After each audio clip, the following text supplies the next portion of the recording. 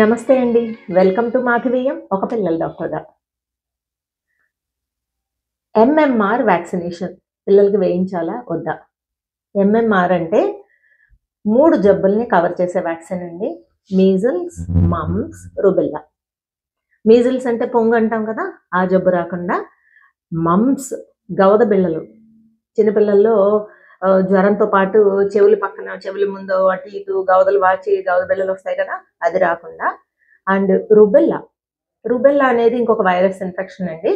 ఇది చిన్నపాటి virus infection లాగా చిన్నపిల్లల్లో ఉండొచ్చు గానీ, ఇదే గనక రుబెల్లా ప్రెగ్నెంట్ వుమెన్ గర్భిణీ స్త్రీలకొస్తే మాత్రం పుట్టబోయే పిల్లలకి గుండె జబ్బులు, మెదడుకు సంబంధించిన జబ్బులు, నెక్స్ట్ ఎదుగుదల లేకపోవడం ఇలాంటి రకరకాల ప్రాబ్లమ్స్ రావచ్చు. దీన్ని కంజెనిటల్ రుబెల్లా సిండ్రోమ్ అంటాం. కాబట్టి ఈ 3 జబ్బులు రాకుండా నివారించడానికి మన పిల్లలకి ఎంఎంఆర్ వ్యాక్సినేషన్ అనేది తప్పనిసరి.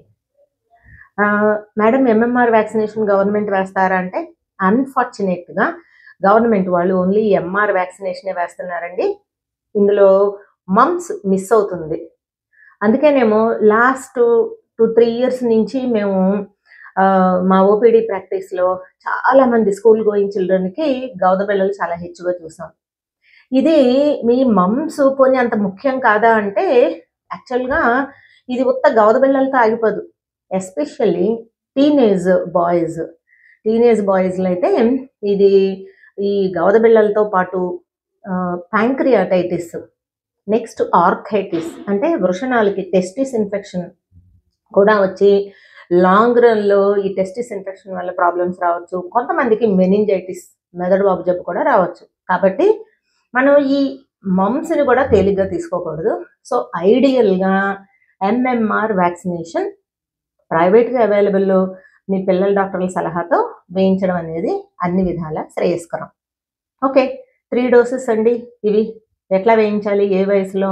9 మంత్స్ వయసప్పుడు ఫస్ట్ డోస్, 15 మంత్స్ వయసప్పుడు సెకండ్ డోస్, 4-6 ఇయర్స్ వయసప్పుడు థర్డ్ డోస్ వేస్తే వీళ్ళకి మనం మంచిగా ఈ జబ్బులు రాకుండా ప్రొటెక్షన్ ఇవ్వచ్చు.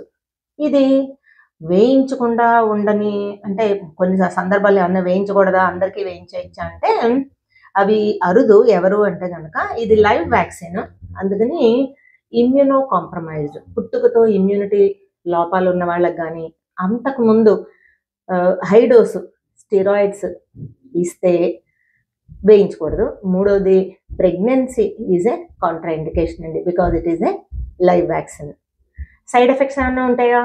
అతి మినిమల్ అండి. లైట్‌గా ఫీవరు, ఇంజెక్షన్ చేసిన చోట కొంచెం రెడ్‌నెస్, ఎరుపు వాపు రావచ్చు.